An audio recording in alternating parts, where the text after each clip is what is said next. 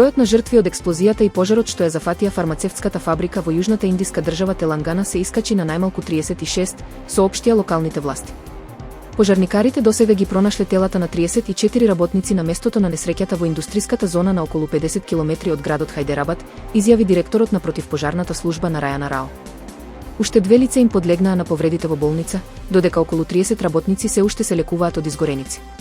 Фабриката е во сопственост на компанијата Сигачи Индустрис, индиски производител на фармацевтски состојки и витаминско-минерални мешавини, која работи низ целата земја и има подружници во САД и Обединетите Арапски Емирати.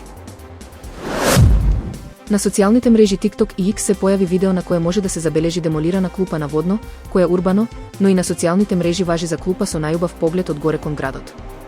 Во надписот на видеото што го сподели профилот подпишан Блефер, кој реагира револтирано, се вели: клупата со најубав поглед во Македонија ја искршил некој безобразен и неизживеан. Се пушти во употреба експресниот пат Фариш, Дреново, со кој се намалува патувањето од Скопје до Битола и Прилеп. Се работи за пат од коридорот 10, кој е долг 10,2 километри, а чини околу 45 милиони евра. Пожарите уништија речиси 19.000 хектари земја низ цела Турција досега оваа година. Спасувачите евакуираа повеќе од 50.000 луѓе, претежно од западната турска покрајна Измир, додека пожарникарите се бореа со серија пожари.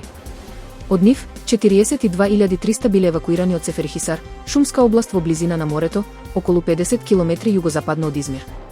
Пожарот избувна околу Пладне во недела и брзо се прошири, поттикнат од ветрови со брзина до 120 километри на час, изјави министерот за земјоделство и шумарство Ибрахим Џумакли. Снимките од главните турски телевизиски станици покажаа огромни пламени како беснеат низ пошумените области, испраќајќи големи облаци од црн чад кон небото додека противпожарните авиони летаа над нив. Во текот на ноќта, околу 20 евакуирани домови беа уништени од пожарот, оставајќи ги само ѕидовите. Жителите на крајбрежното село Уркмез во неделата сечаа дрвја за да создадат бариери за ширење на пожарот и да ги заштитат своите домови.